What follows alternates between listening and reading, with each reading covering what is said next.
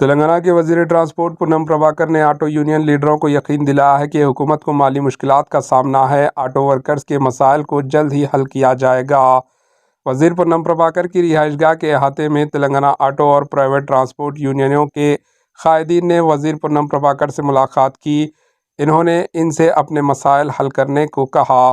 وزیر پونم پربھاکر نے یقین دلایا کہ عوامی حکومت پرجلا حکومت آٹو ورکرز کو بھی شامل کرے گی۔ وزیر پونم پربھاکر نے انکشاف کیا ہے کہ دیگر سیاسی پارٹیوں کے جال میں نہ پھنسے اور ہڑتال پروٹیسٹ پر جانے کی وجہ سے آٹو امپلائیز کے ہی اہل خانہ کو نقصان ہوگا۔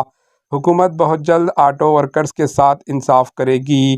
Bureau report, AHN news.